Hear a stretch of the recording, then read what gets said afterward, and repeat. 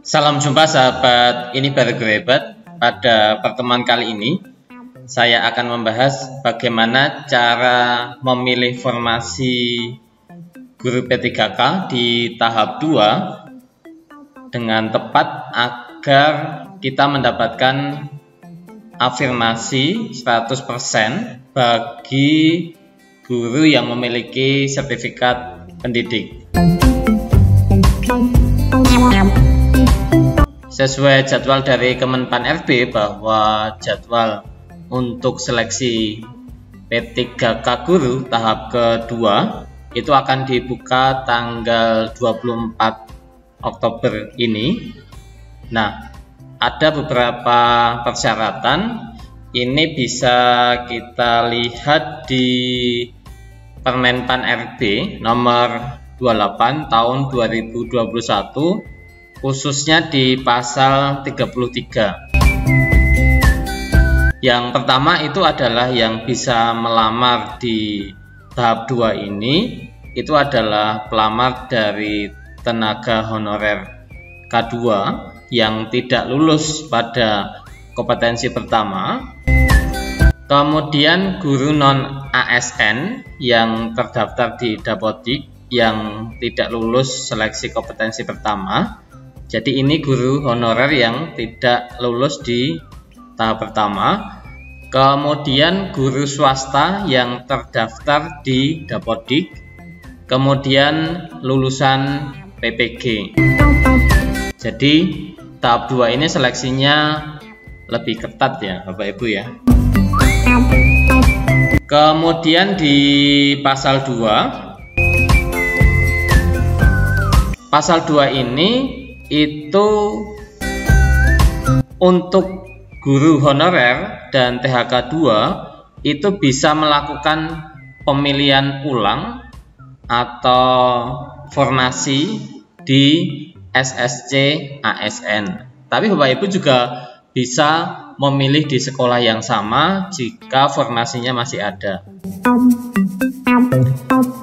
Kemudian pada poin C dan D, yaitu guru swasta dan lulusan PPG, ini pertama kalinya untuk memilih formasi P3K.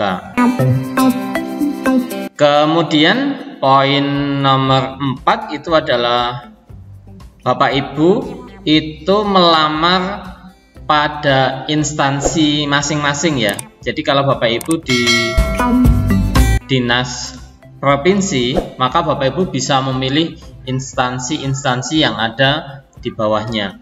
Kalau Bapak Ibu di bawah dinas pendidikan kabupaten, maka Bapak Ibu hanya bisa memilih di kabupaten tersebut. Jadi misalkan Bapak Ibu ada di Kabupaten Semarang misalkan, maka Bapak Ibu itu hanya bisa memilih di Kabupaten Semarang.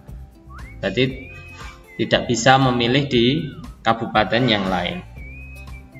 Tetapi kalau Bapak Ibu ada di Dinas Provinsi Jawa Tengah, maka Bapak Ibu bisa memilih di seluruh Jawa Tengah. Jadi misalkan mau ambil di Kabupaten Klaten atau Boyolali atau Pati, itu bisa ya. Nah, ini yang tadi yang di wilayah provinsi itu tertuang di huruf B ini ya, gitu. Kemudian yang C itu adalah pengecualian bagi provinsi yang mengelola dari TK sampai SMA, maka dia bisa memilih formasi yang ada di sini. Jadi tergantung Bapak Ibu itu di wilayah yang mana. Kemudian Bapak Ibu bisa lihat di akun pendaftaran Bapak Ibu, maka nanti Bapak Ibu bisa lihat ya, di sini ada saya di pemerintah Provinsi Jawa Tengah, maka nanti saya bisa memilih di formasi yang ada di Jawa Tengah saja.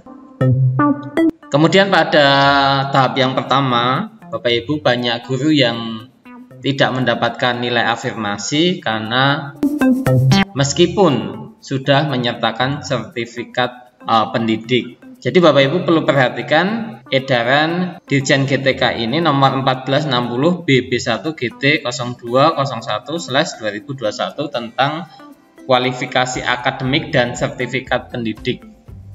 Jadi ini bisa kita garis bawahi bahwa ini sudah jelas kualifikasi akademik dan sertifikat pendidik.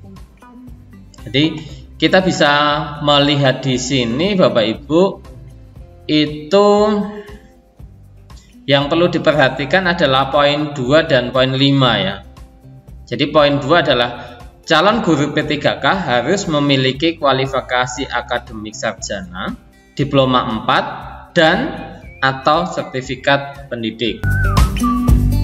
Kemudian poin 5, daftar kualifikasi akademik dan sertifikat pendidik untuk mengisi bidang tugas mata pelajaran yang akan diampu oleh guru P3K itu ada di edaran ini. Ini yang artinya bahwa poin 2 ini, kalau kita memiliki kualifikasi akademik dan sertifikat pendidik, maka ini harus linear ya Bapak Ibu ya. Kita lihat di sini ya. Jadi Bapak Ibu bisa mendaftar sesuai dengan kualifikasi akademik atau sertifikat pendidik. Tentunya sertifikat pendidiknya itu harus linear dengan kualifikasi akademik. Nah, linear atau tidaknya itu dilihat dari daftar linearitas ini ya Bapak Ibu ya. Jadi daftar linearitas ini yang perlu diperhatikan. Jadi misalkan ini Bapak Ibu itu ijazahnya adalah administrasi negara, kemudian sertifikasinya PKN, maka Bapak Ibu bisa mendaftar untuk guru kelas di SD, kemudian PPKN di SMK, PPKN di SMP dan SMA. Kita lihat saja yang lainnya. Jadi Bapak Ibu perlu perhatikan ijazah Bapak Ibu, kemudian kode sertifikasi dan bidang studi atau mapel yang Bapak Ibu bisa lamar. Jadi misalkan punya saya saja ya, ini saya search teknik elektro. Nah, ini banyak banget ya. Nah, di sini teknik elektro akan banyak banget ya Bapak Ibu ya. Jadi di sini misalkan ini ya.